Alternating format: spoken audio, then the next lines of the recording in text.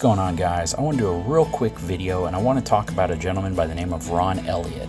He's a 71-year-old Vietnam vet who lives in Delaware, and he drives around in a 1998 F150 pickup truck. For the past 50 years, he's been using his own truck to provide free transportation of fallen soldiers from the funeral home to their final resting place.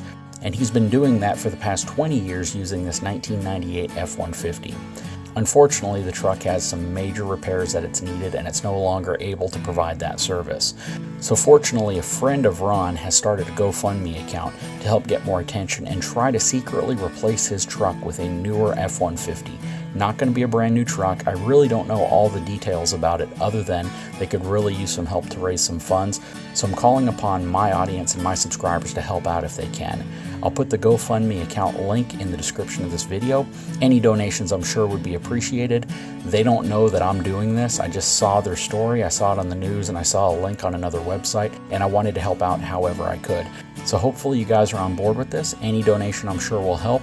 Really appreciate it. We'll talk to you again soon.